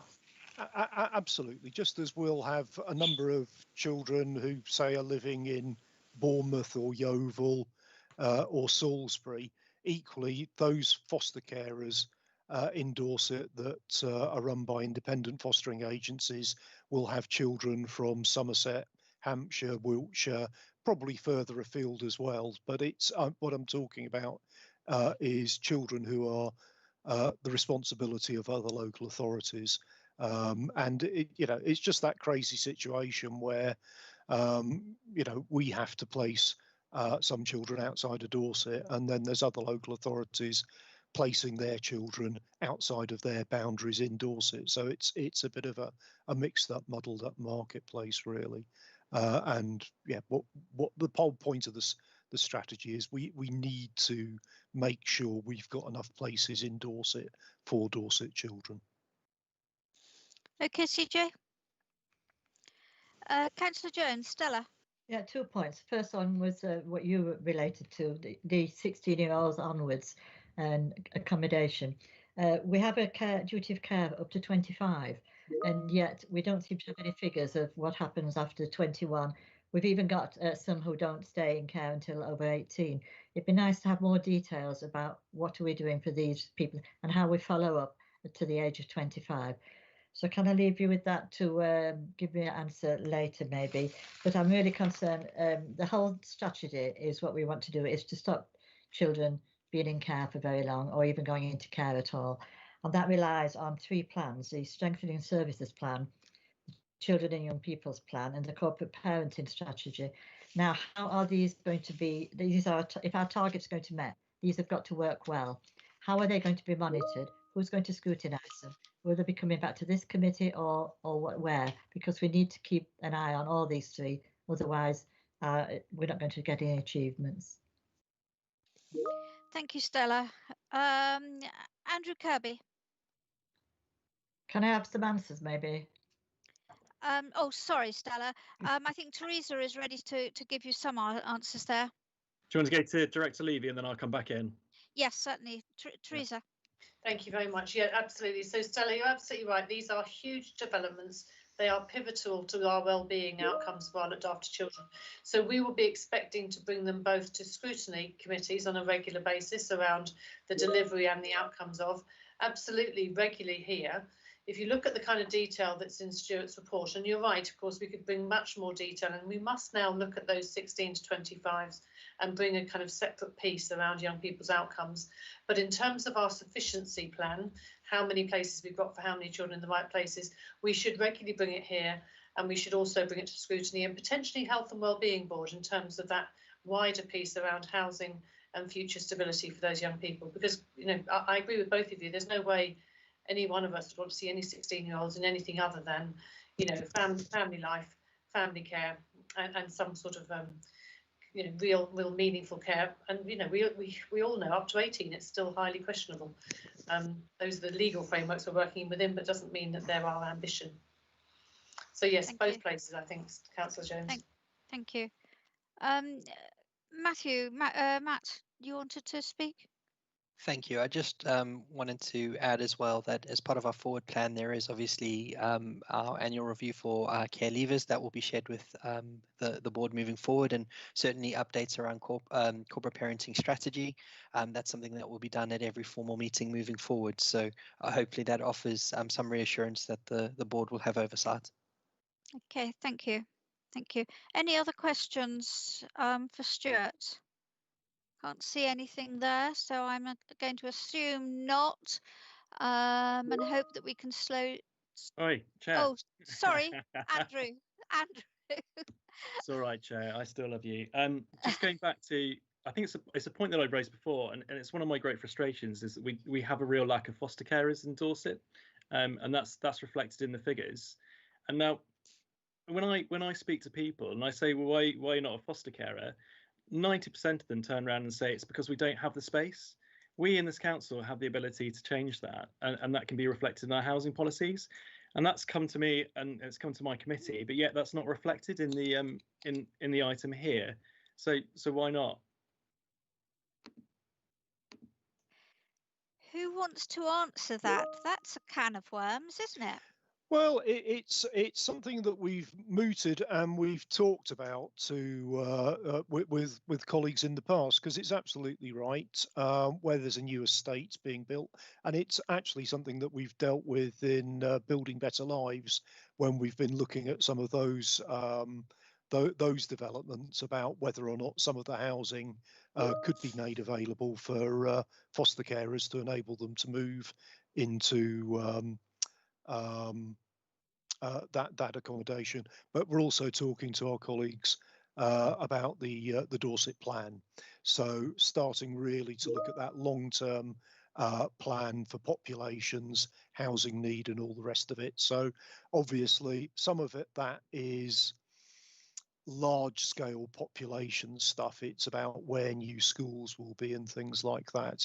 But we can also weave into that plan, and we're only at the early stages of engagement with that, the need for the sort of housing that can enable larger families and foster families to provide. I think we've also had conversations in the past with some of the larger social housing providers as well about whether we can get foster carers moved into larger accommodation and things like that. But obviously there's some complexities there around housing allocation that we'd have to work through. Thanks, Stuart. Councillor Parry, CJ, I'm going to ask Teresa to come in next in case she's got something that is relevant to what we've just said, and then bring you both back in for your questions. Teresa. Thank you. Yes, so Stuart's absolutely right. Our longer term piece is around looking at that local plan, looking at the housing allocation being prioritised in foster carers too. We have got opportunities, and we've always got opportunities to bring forward any capital bid requirements, because you've got the issue about most people, you know, maybe don't want to up sticks, they actually want an extension. And many of us for many years have done schemes around paying people to have extensions, and we all know that there are some pitfalls in there that can be really challenging and really difficult, but that doesn't mean we shouldn't enter that space of difficulty. So if in any way we think that's something that genuinely is stopping people, you're right, one of our kind of knock you out questions when you're first applying to be a foster carer is, do you have a spare room? And we could look at that as part of our fostering policy with the fostering review. Yeah, absolutely. It is a little bit of a minefield, as you'll all appreciate why, when people start taking charges on people's properties and all those sorts of things. But that doesn't mean we shouldn't kind of venture into it and manage the difficulty. It is also rather quicker than waiting for a new housing estate to be built, isn't it? So it is something that we need to be looking at perhaps a little bit more. Put the mower in. What about we do a really nice conversion on your garage, which is the only thing you keep in it? And we make that a really nice room as a foster, somewhere for a foster child to be accommodated. We don't have those conversations as a rule. I think we need to make sure we're in the space where we can have those conversations. The other thing I wanted just to reflect on, which was mentioned in Cabinet yesterday, was the second part of what was applauded last year as Dorchester Road, because the funding for Dorchester Road came in two parts, really. There was the new build, but actually there was also the care leavers accommodation element to it. And for the first time yesterday in Cabinet, we spoke, you know, that was very much documented in the paper and the direction we're going on there. And that is a very serious commitment that we did make and we are honouring. And I just wanted to make sure that we were all aware of the significance of that yesterday. It was a great place for us to get to. Thank you, Andrew. That's excellent. CJ?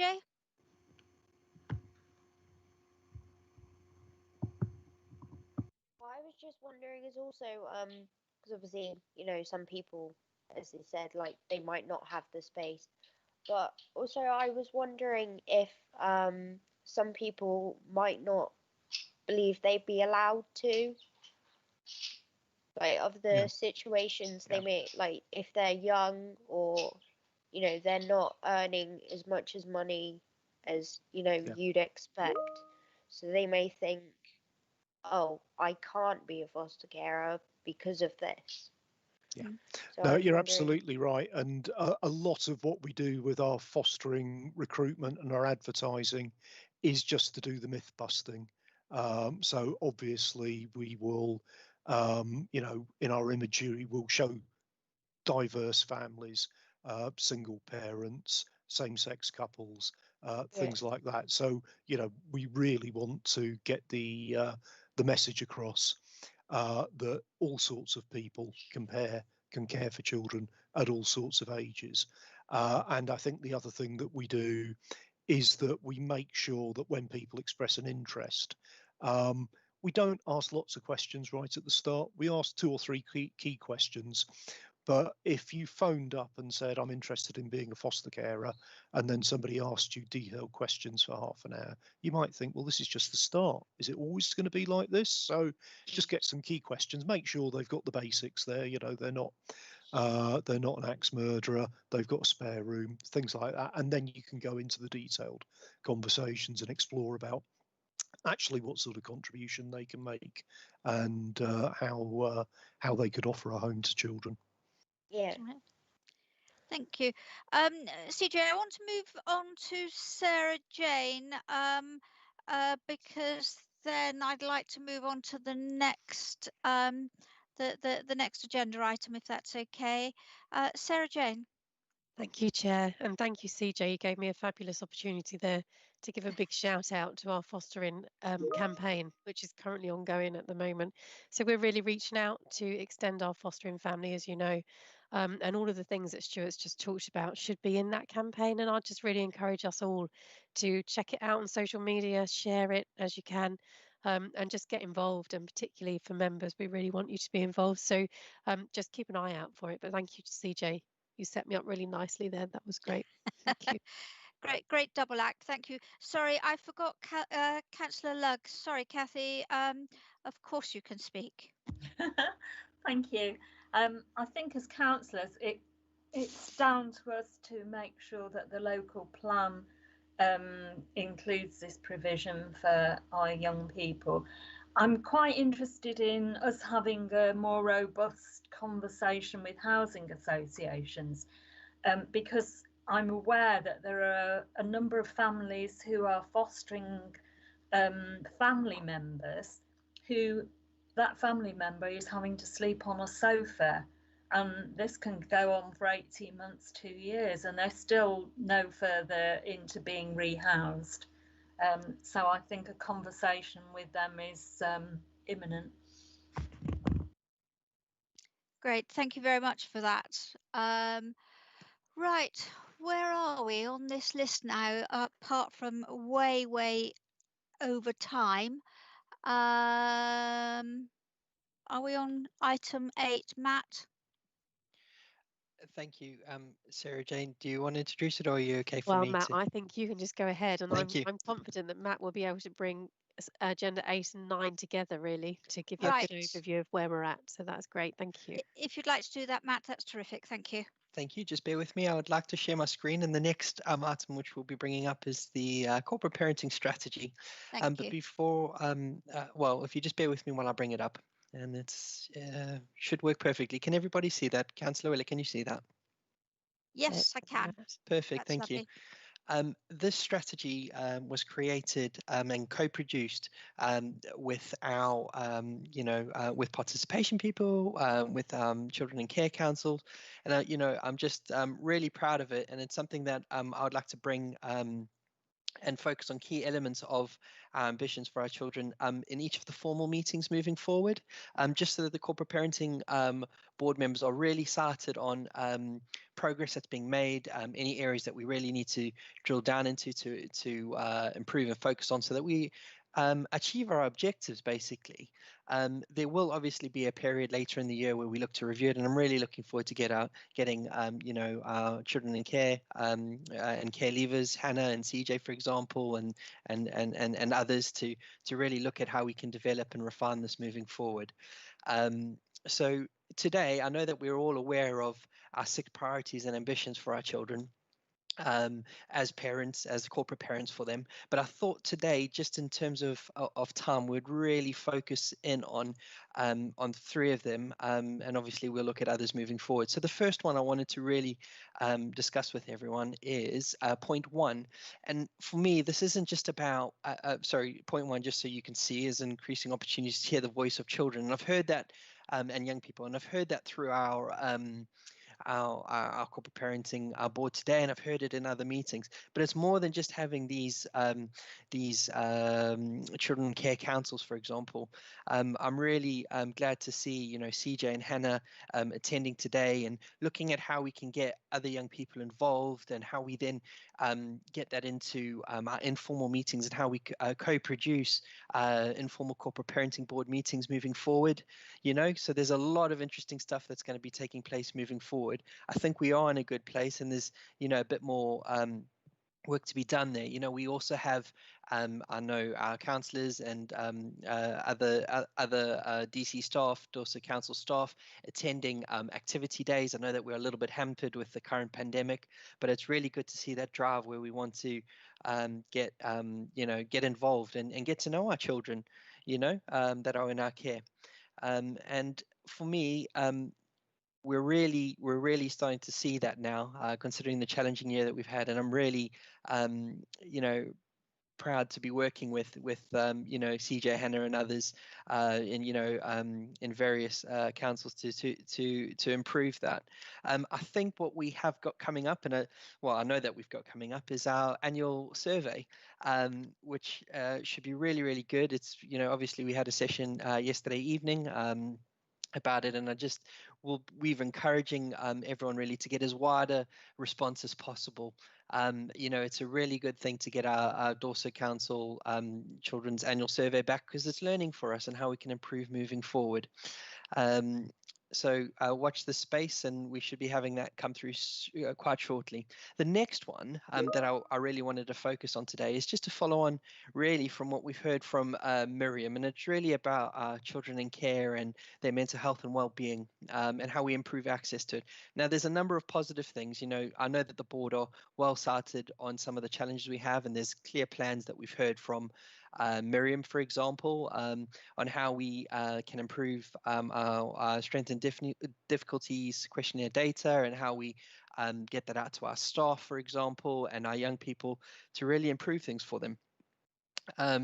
So I won't go through all of the strengths there, but what I'd like to point out that the areas that we're focusing on, the training for our staff is so important. Training for our foster care so they understand the importance of it. We are looking at refining the processes into our mental health services, and also in terms of accessing, for example, our initial health assessments. As we know, there's been some issues of late, and we've looked at really refining the process, which I'll get into a little bit more on the next portion, if that's okay, where I really look at the focus on the data. In terms of point 4 of our priority, let me just get that. I'm hoping you can all still see this.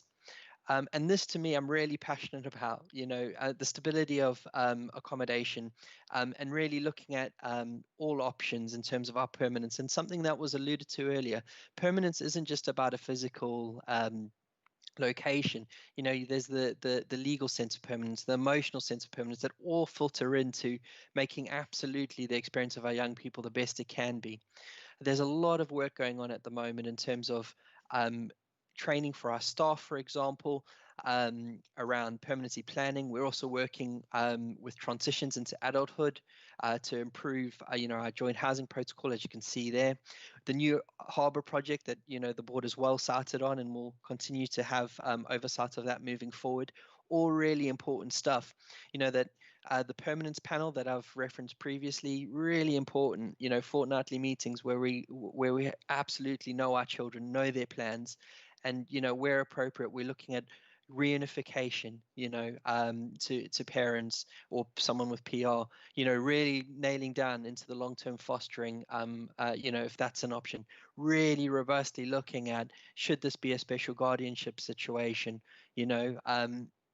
all of those things, and as well as adoption, for example, or staying put for our older children. So there's a lot of work that I'm really excited about. The areas, though, that I think we need to focus on, and I know that we've got a bit of a spotlight on it at the moment, family group conferences, for example, and that ties into, I'm sure you've all heard me talk about those lifelong links, those links within the community that really support our young people to be part of the communities that they're living in and local to Dorset. So I know that there's a lot of work going on around that. I've mentioned already about refining some of our processes that I'm hoping to go live fairly shortly. We just need to get it signed off. So there's a lot of work going on there. Councillor Weller, I'm more than happy to move on to what I think we're doing well as an overview from the data pack that has already been sent, or should I pause just to take some questions around what I've just said? I've got nobody indicating a burning issue to ask you any questions at the moment, Matt. So do you want to continue? And then if people do want questions, they can come in. Okay. You've got the flow going, so keep going. Perfect. I'll just trying to get us back on time. No, that's good. But well, you know, it's important. So take what time you need. But Thank you.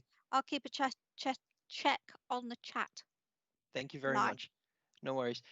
So just moving on then to the data packs that you've all received.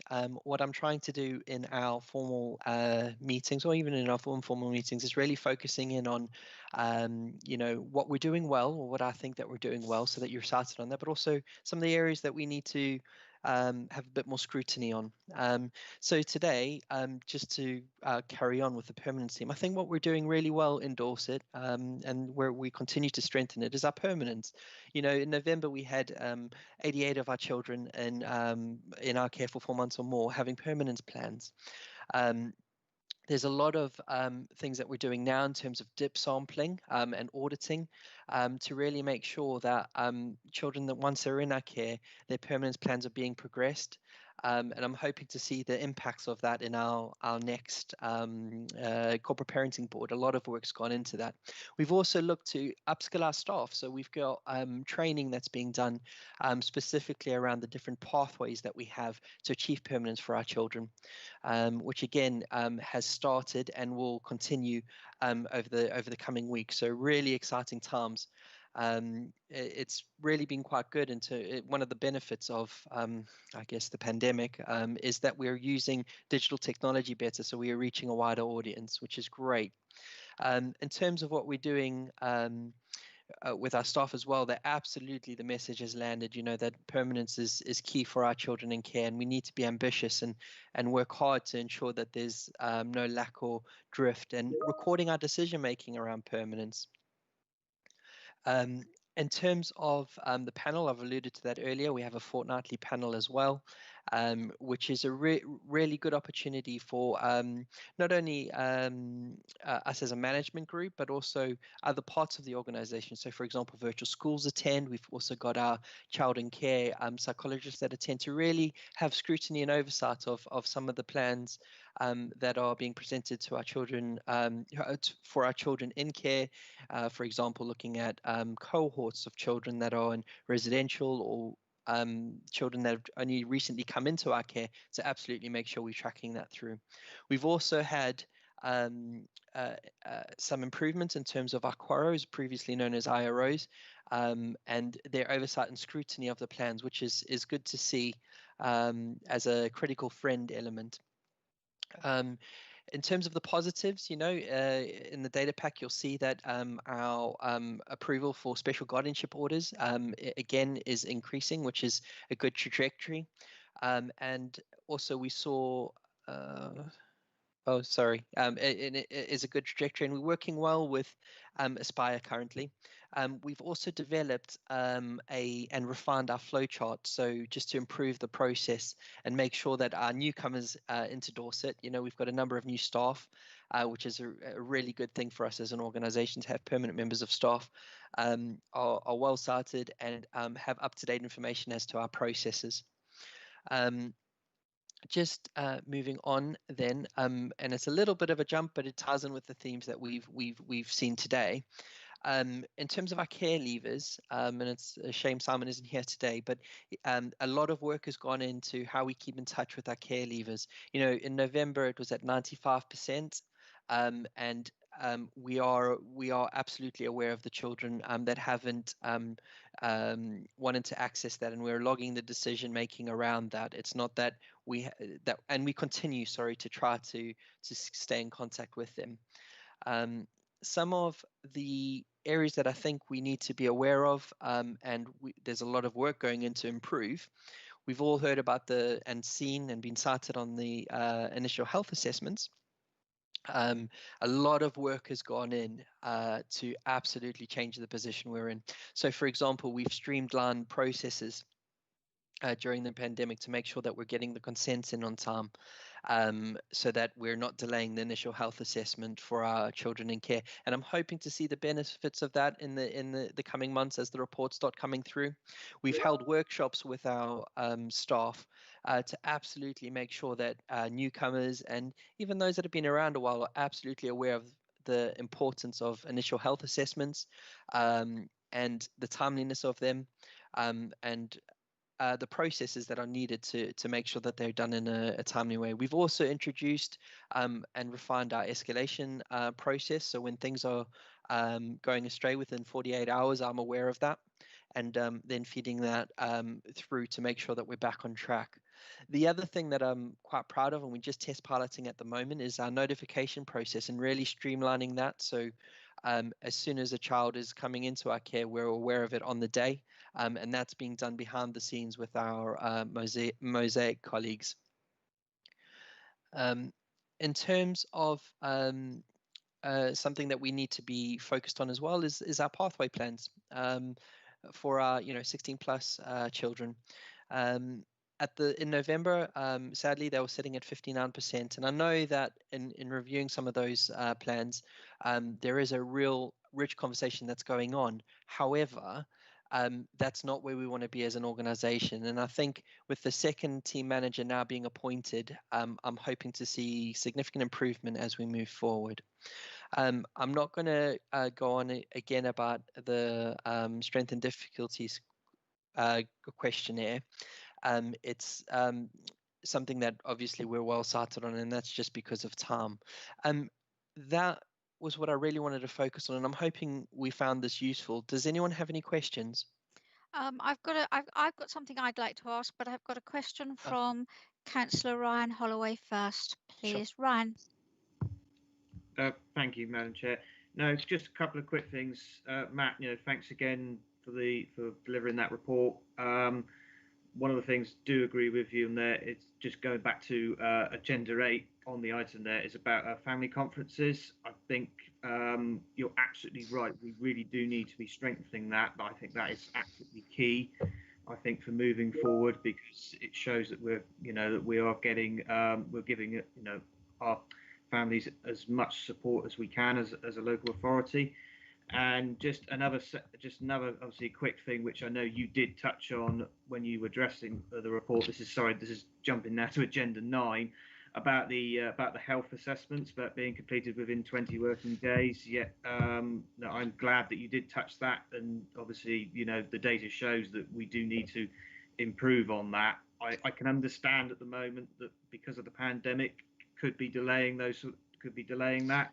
But I think we do need to be showing we do need to show some signs of improvement on that, because obviously the figure has sort of rapidly declined that has of the latest data we're showing. So I'm glad you did touch that in your report. So thank you.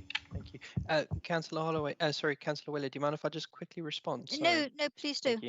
Thank you. Absolutely, it's not the position we want to be in, but absolutely there's a lot of work and joint working going on with housing with health. Sorry, I can't get my words out. And also with other departments within Dorset Council to absolutely change that position. And I am confident moving forward we'll start to see a steady increase in improvement quite rapidly. So thank you. Thank you. Sarah Jane, you wanted to come in? Thank you, Chair. Just really to wrap around what Matt is saying, and what the data really shows you as well is that we are assuring ourselves in many different ways that the right children are coming into our care. So really good focus on the locality being successful in doing everything that it possibly can do with our partnership to wrap around families to help them care for their children if at all possible. And of course, as we know, sometimes it won't be possible. So children who are coming into our care are the right children. All of the things you've heard are all the great things that we're doing to make sure we then make sure we've got the right carers for them. Really important.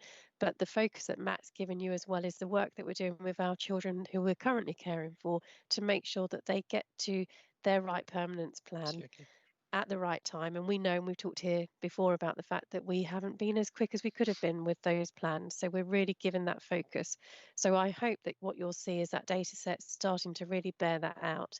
and Matt will keep bringing those updates back to us as well. But huge amount of work from Matt and his team, which has been really, really welcomed. Thank you. Thanks very much, and thank you for that, Matt. Thank you, Sarah Jane. The only thing I want to add to that is what we have to take care of, I think, is that we don't focus so heavily on all the data and the plans being in place, and we tick all those boxes so that, you know, if somebody came along and examined us, we'd look wonderful on paper, but actually what all those ticks are doing are hiding the fact that we've got problems somewhere else. You know, we've got to get a balance there, and I'm not suggesting that we're at that point at the moment, but it's something that we need to be keeping aware of. I've just had a message up, Matt, to say that we're close to coming to the end of this meeting, so I need you to do item 10 really quickly before we all fall down a black hole or whatever happens at the end of a team meeting, and then we have to come back in because we've got some exempt business. Okay. No worries, I'll do that as quickly as I can. Just one other thing, just to end off, sorry, is that we absolutely know our children, and from our perspective, we have monthly reporting where you know, they are in detail, so that it's not just a tick box exercise. This is absolutely that we're doing the right thing for our children. Any learning when things have gone off track, I do feedback as well to our service, so we're absolutely constantly learning and improving. I just wanted to put that up. Thank you. Yeah, no, I'm sure that's the case, Matt. Brilliant. Really quickly, should I do the next item? Yeah, Councillor Jones, if you have to leave, thank you very much indeed for your input, and we'll catch up with you very soon on those other things that have occurred in the chat bar. Matt, carry on. Thank you. So just really quickly to introduce this was Anne's part from participation people. Just to set the scene really quickly, we have changed some of the wording and trimmed down what our concerns, the challenge cards that we've had.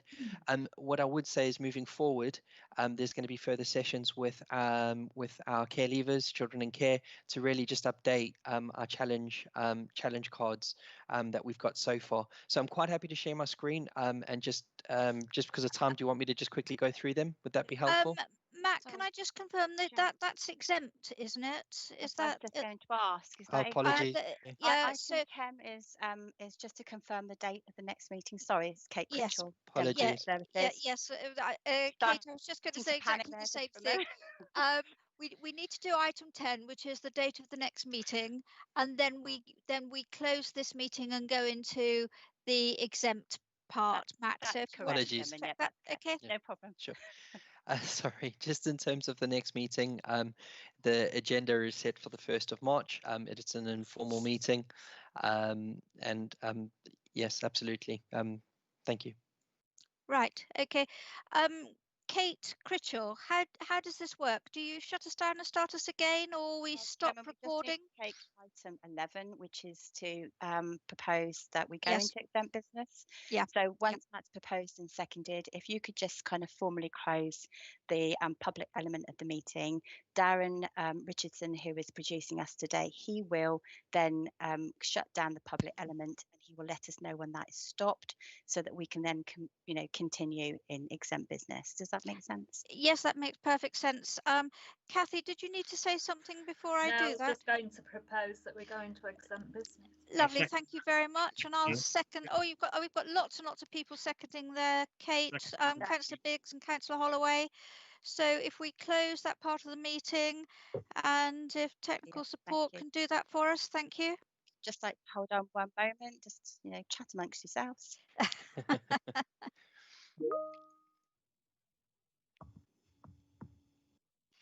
Thank you very much.